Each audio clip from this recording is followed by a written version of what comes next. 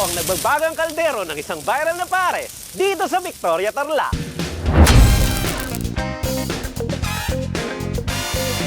Welcome dito sa Victoria, Tarlac, ang tinaguriang mini-vegan at kilala bilang heritage town ng lalawigan. Ito yung bayan na kilala hindi lang sa mga lumang arkitektura, kundi pati na rin sa mga pagkain patuloy na dinadayo ng mga taong mula sa iba't ibang probinsya.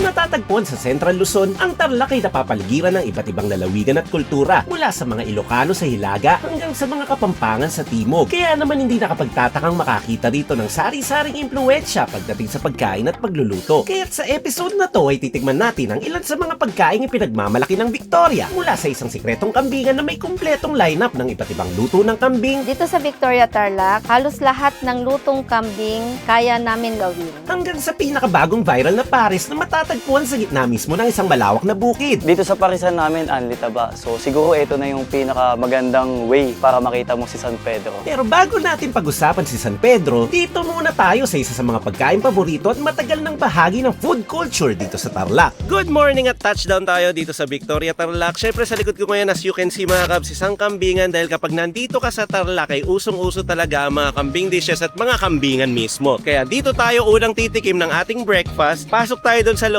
Alamin natin ano nga ba ang kaibahan kapag sinabing kambing na luto sa Tarlac. Tara! So ito yung storefront, Gracias Kambingan dito sa loob. Medyo maaga tayong nakarating kaya wala pa masyadong tao. Pasok tayo, makikita natin dito yung menu nila. Meron silang papaitan, meron silang adobong kambing at kung ano-ano pa. Malamang ay familiar na kayo sa mga ganyang luto. At sakto naman daw, pagdating natin ay merong niluluto sa loob. Tara, silipin natin. Good morning po, ma'am. Good morning po. Ano po yung hinahalo-halo nyo dyan at mukhang paluto na rin yung itsura? Pinispisang kambing, sir. Ibig sabihin po, pag pispis, yun po ba yung pampapait? Ang pinispisang kambing po, pagkakaluto po niya, konting sabaw hanggang sa idadry po namin. Sabi po ng karamihan po namin mga customer, mas masarap pa talaga sa papaitang kambing. Nilalagyan po namin ng pinigang kalamansi para po magkakaroon po siya ng magandang aroma at saka yung pinigang pait ng kambing at saka nilalagyan din po namin ng siling berde. Ito po yung halo-halong laman loob ng kambing. Opo, sir.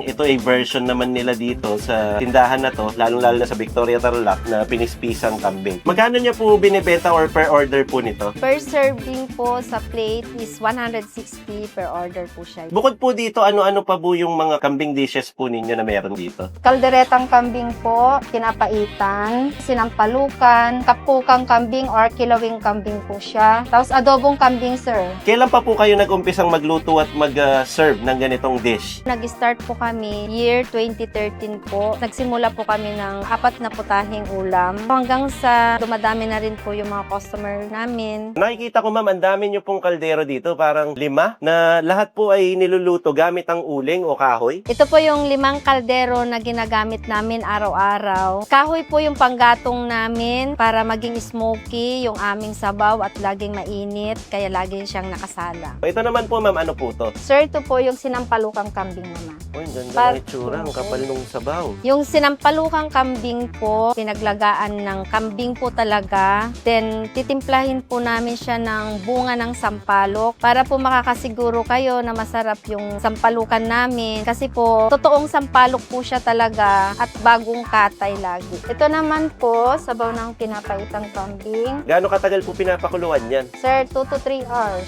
Yung pinapaitang kambing namin, walang pagkakaiba dun sa pinispisan. Sa sabaw lang, malalasahan mo talaga yung pinapaitan nung sabaw niya is malapot. Pinapakuluan po namin yun hanggang lumapot po siya. Kaya yun po yung hinahanap-hanap ng aming mga customer. So mula doon, papaitan, sinampalukan, tapos meron kayong pang beef Beef mami. mami. Tapos ito po, ang dami no? Ganon Iba-iba. din po, sir. Kumbaga ito yung extension ng Opo. papaitan. Kasi ano? dalawang kaldero din po. Opo, ibig sabihin po, maghapon. mabili po ang inyong papaitan dahil Opo. may backup na agad. Dahil naamoy ko na po lahat ng kaldero na niluluto nyo dito, pati na rin yung pinispisan. Hindi na rin po ako makapaghintay. Order na rin po ako doon sa harap, tapos kain na po kami. Salamat po, ma'am. Welcome po.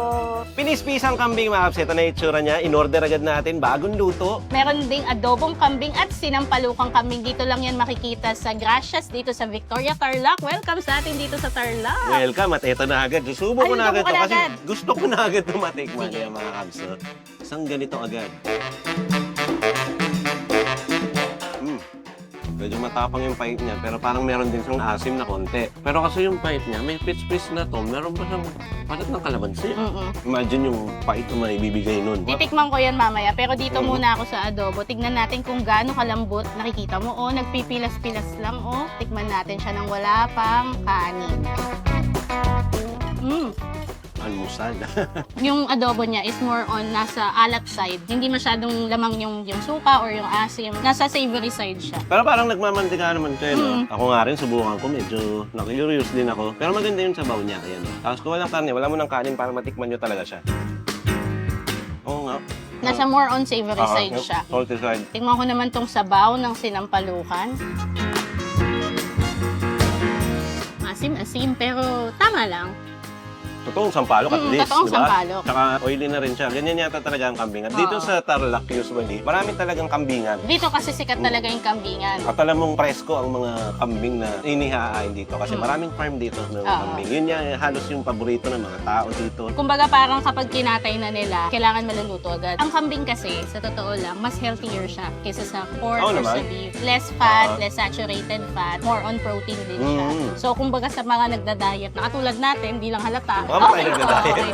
Titikman ko din to. Ito yung pispis, no? Ah. Ito ako natakot kanina. Tapos sabi mo mapait-pait. Di kasi talaga ako kambing eater, mga Kung hindi kabs. kayo yung taong mahilig sa pait, medyo magre-react ka dyan. Sige, Biglang- try mo. Sige. Cheers. May warning ako, Pero, hindi naman. May pait siya, pero nasa dulo. Hindi yung pagkakain mo agad, pait agad yung matitikman mo. Kasi nung pagkakain ko kaagad, ang natikman ko, ang nalasahan ko yung, kumbaga yung parang pinaggisa or yung lasa nung laman loob mismo ng kambing. Pero Okay, hindi siya mago. Masarap yung laman niya. Kaya pala bestseller siya. Masarap siyang pulutan. Hindi siya bagay sa kanin. For me, for Pwede mo siyang papakin lang. Sa totoo lang. Tsaka sa mesa. sa mesa. Ano man tao. Lolo yarn. Idol ko lang kasi yung kanta ni Mike Dizon. No? Shoutout Mike Dizon. Cerveza. Ito, tatlo lang muna in-order natin. Meron naman silang ulam na lutong bahay talaga. Like Yan, siya pork, karinderya chicken, barbecue. Pero kasi, in a sense of kambingan at sa Tarlac tayo at gusto natin pagkwentuhan yung kultura at pati kung ano yung mga dishes na sikat dito. Ito yun. Dito kasi sa Tarlac, melting pot to. Halo-halo yung baga influence. So, merong Ilocano, merong Kapampangan at ang Victoria, dating sakop ng Pampanga noong unang panahon, noong 1800s. Pero yung nagkaroon na ng naging Tarlac na siya. Pero Parang- ito kasi, more on mga Ilocano dishes yung ano nila, kumbaga influence. Yung unang inhabitants nila noong 1800s, yung mga galing Ilocos. Kaya yung way of cooking, yung mga ingredients, yung mga sinasama sa mga pagkain, parang Ilocano dishes din. Ayan, nabubusog tayo sa informasyon pero hindi lang yan yung mga informasyon na aalamin natin at kultura dito sa Tarlac. Siguro sa susunod malalaman pa natin at lilipatan natin. Let's go! Tara, kain lang muna kami mga kabs. At para sa ating next stop, dito naman tayo sa bagong sumisikat. Well, feeling ko sikat naman at viral na siya doon sa dati niyang pinanggalingan. Pero ngayon meron na siyang bagong branch dito. Nandito pa rin tayo sa Victoria, Tarlac. This time naman food truck po itong parisan na napuntahan natin. Kung familiar kayo, ito yung Kuya Bob Pares na viral din sa Valenzuela. At ngayon, pwede nang subukan dito sa Victoria, Tarlac. Mas pinalawak, ang ganda ng lugar. Para kang nasa bukid. Isang malaking farm siya, kumpleto. Nandito yung truck, nandito yung dining, at nandito na lahat ang niluluto. Alamin pa natin ang mga kwento dito sa bagong pwesto ng Kuya Bob Pares. Let's go! So mula dito sa kalsadang to, makikita nyo tong brown gate. Tapos pagpasok nyo, ayan agad yung food truck na makikita nyo, Kuya Bob Pares, Mami on the go. Tapos banda dito ay nandito ang lutuan. At makikita nyo, ang gamit talaga nila dito ay kahoy talaga. Napakaraming kahoy dito. Tapos makikita mo dito si Kuya Bob mismo ang nagpe-prepare. Kumusta Kuya Bob? Kamusta, Cubs Chess? Magandang hapon sa'yo. At nagpapalagab-lab ka pa ng apoy nitong mga kaldero ngayon. Anong meron sa kaldero mo ngayon? Ito yung pang-pares namin. Ito naman yung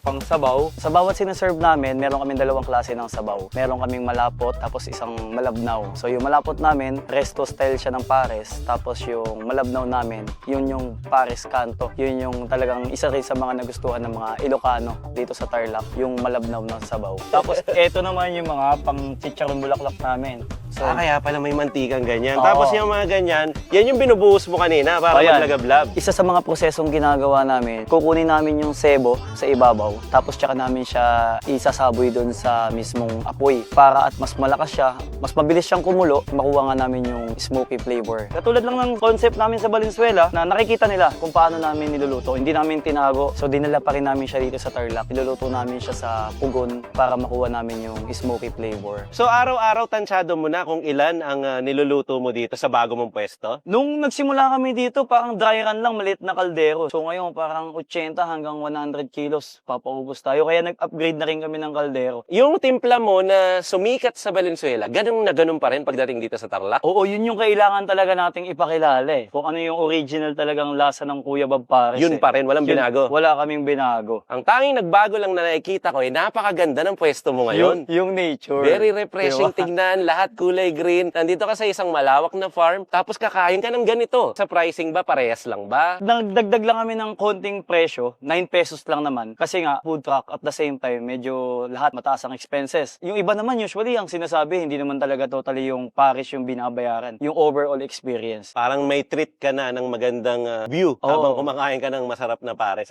Habang nagpapakulo ka dyan, ay may nakikita kang buhay na baka dun sa likod. Yung pares na buhay, naglalakad. Yung pares na luto, andito.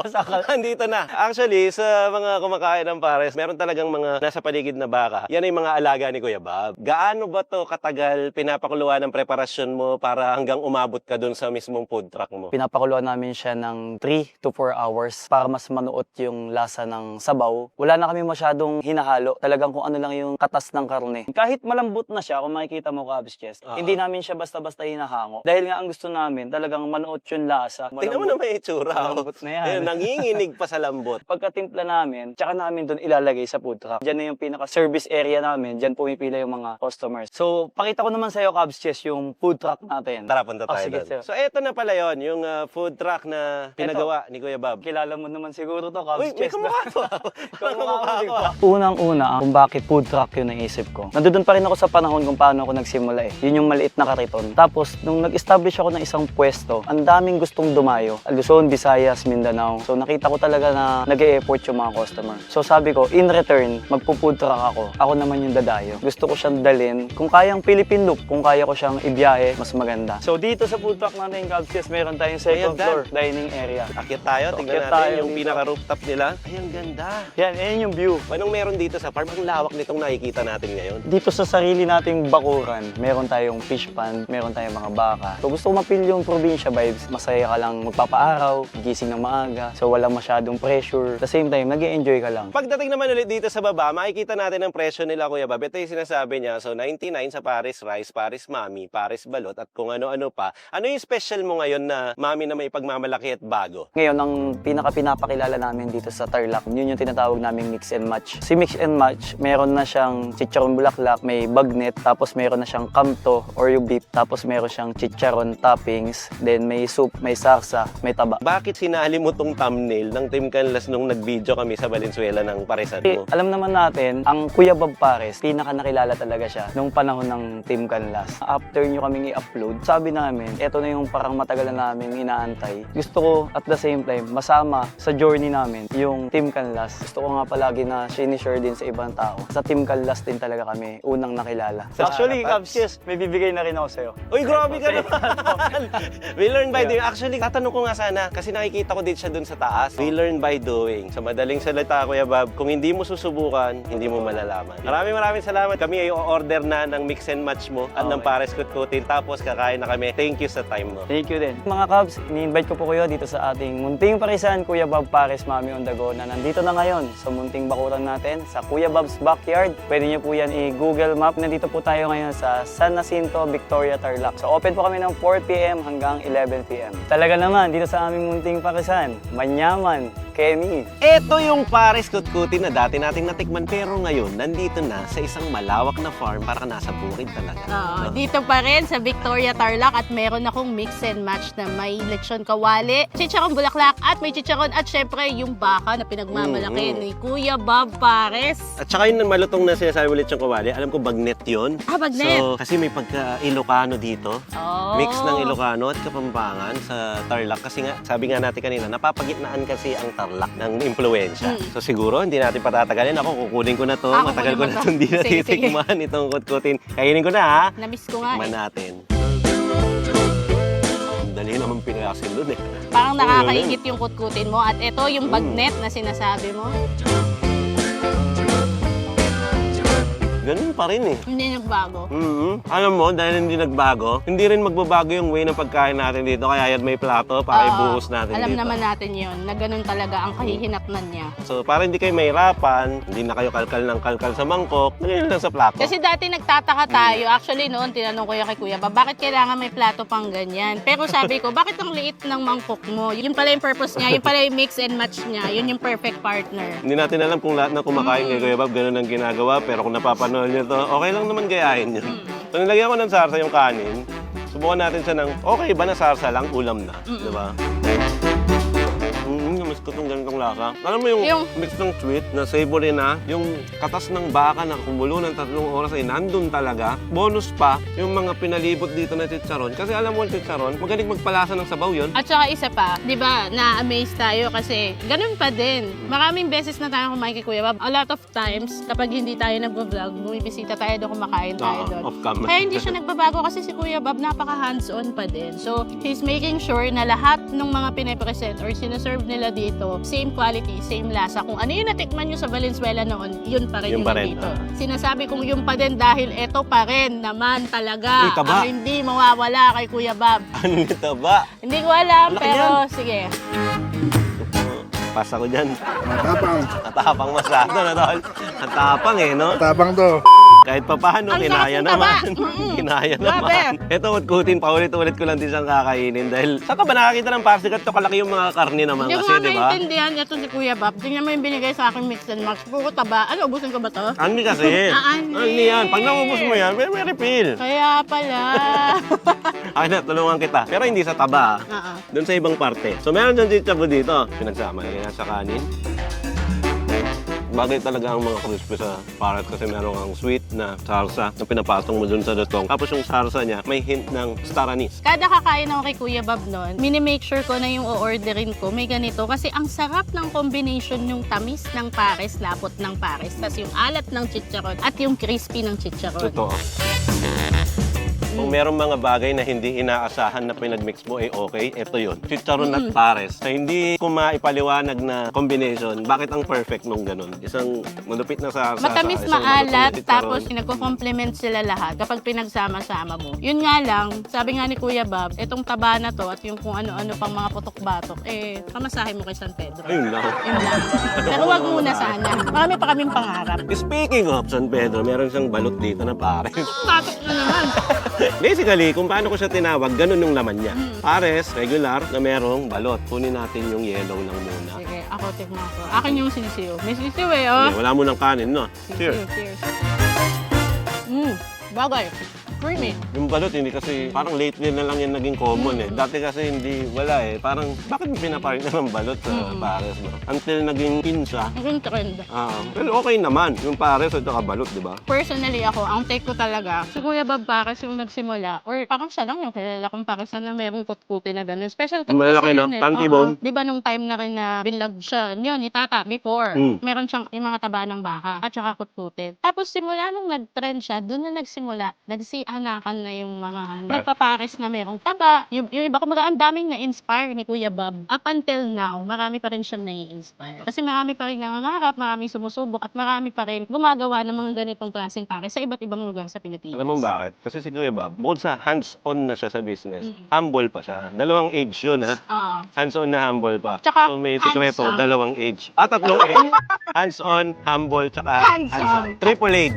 Ang dami na yun. Bukan natin yung karne nitong regular pares. Ano bang pagkakaiba? Hindi ito galing sa kutkutin. So regular pares siya. Tapos lagyan natin itong chili. Tapos lagyan natin ng kanto style na sabaw daw na libre.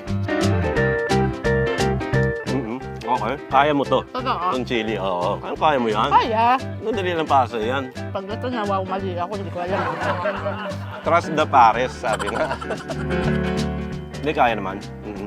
Kaya. Anyway, ito ang mga pagkain na natikman natin ngayon sa Victoria Tarlac. Hindi man ito originally or locally made or pinanganak sa Tarlac. Galing kasi Valenzuela itong recipe ni Kuya Bob. Ang mahalaga ay nagsama-sama tayo dito sa Victoria Tarlac. Pinagsaluhan natin lahat to. At ito ang pinakabago na pwesto ni Kuya Bob dito sa Tarlac. Alam ko yung Valenzuela, open pa rin naman yun. Continuous pa rin naman yun. Ito ay bagong ano lang naman. Bagong style. Kung gusto mo na ibang feels, mahilig ka sa nature, mahilig ka sa mga camping.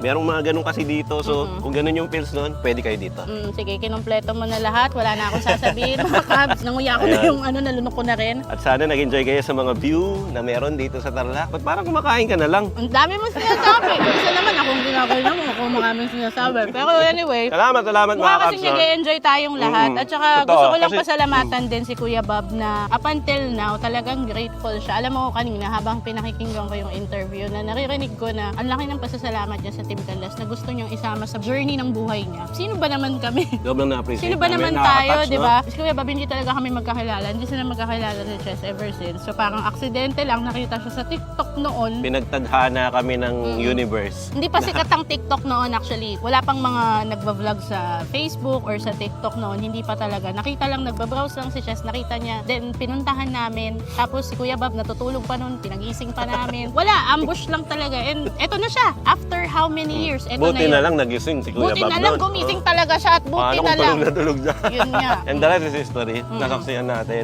Kaya salamat kay Kuya Bob. Thankful and grateful, Kuya Bob. Thank you so much. Thank you. At sa mga tagalakyan nyo na na-meet namin dito, maraming salamat po sa inyo. Sana sa mga susunod pang mga probinsyang puntahan natin, marami pa tayong ma-discover at mapagsamahan, Cubs Nation. Siguro hanggang dito na lang muna at magpapaalam na muna kami. Marami pa tayong baon para sa mga susunod pa na mga linggo at buwan ng mga May sasabihin lang ako bago tayo magpaalam. Gusto ko lang batiin ng aming bagong editor ng happy birthday! Happy birthday! Happy birthday, Tito Zay! Happy birthday! Ito yun po ang kuya niya, si Ito po yung Chapon kuya niya, Troll. kuya. Ang ating researcher. Happy birthday! Happy birthday to you, Tito Zay! At saka kung nakikita nyo na, sobrang nakikita namin sa comment section na ang ganda daw ng edit, ang ganda daw ng intro. Ito yon. Finally! Wala na pong trabaho si Capses, bonus clips na lang. Thank you, Tito Ze. Sa mga huli niyong napanood na 3 vlog na nilabas ng Team Canlas, halos wala na talaga akong ginawa doon. Siya na lahat yon at ito, si Kyle at si Si Jumbo. Jumbo. Silang tatlo. Thank you so much sa inyo. Nakaka-touch po silang 3 kasi pinagpapahingan na talaga nila. Yay! More baby time. O siguro hanggang dito na lang muna, lumakasap ka pa mapadpad. Sige. Ako muna po, si Cubs Chess. At ako naman, si Camera Woman. At ito po ang Team Canlas TV na laging magsasabi at magpapaalala sa inyo. Na wag nyo kakalimutan at lagi nyong tatandaan. Inabot na. Ito talaga, di ba, pag Pares, Mountain Dew. Di ba? Hindi ko alam bakit, pero Di lagi namin kami alam. ganun. Yun po ang tinatadhana Laging sa Pepsi amin. product, baka naman. Cheers. Let's go. Uy, naparami. Solid.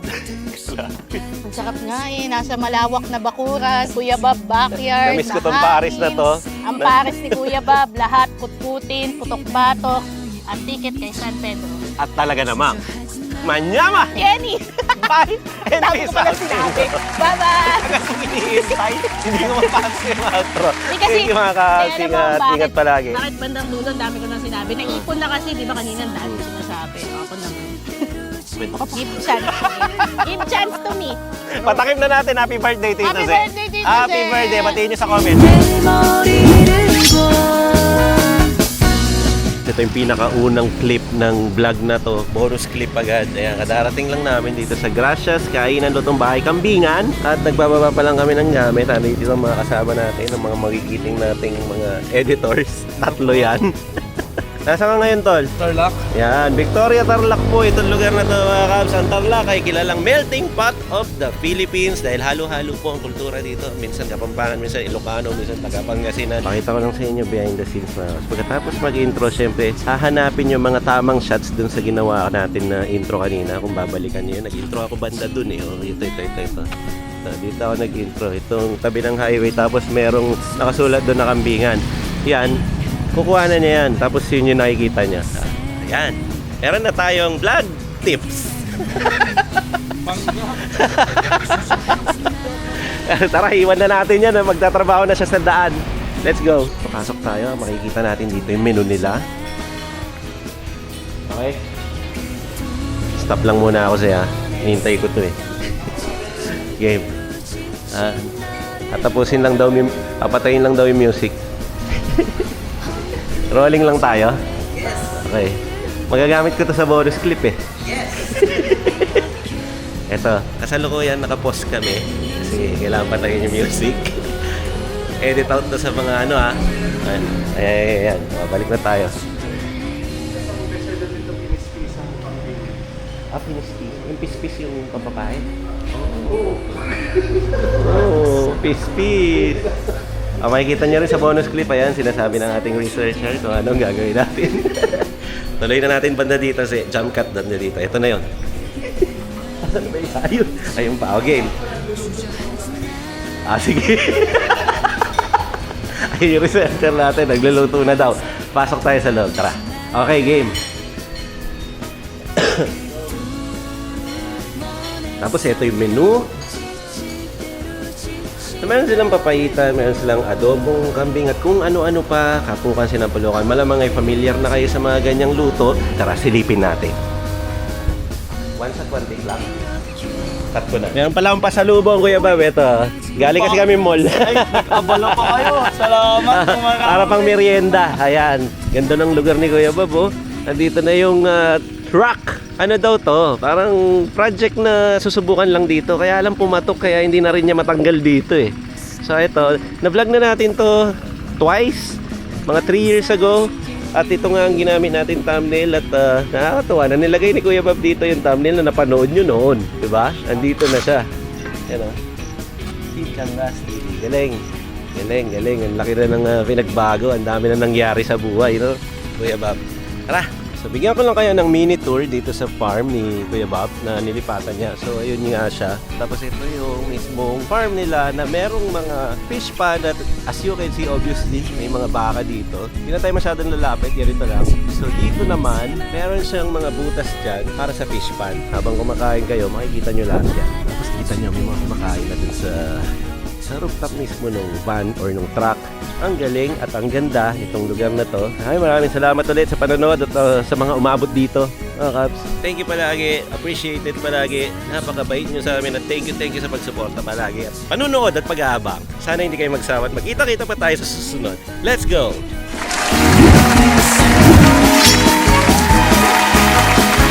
안아주겠니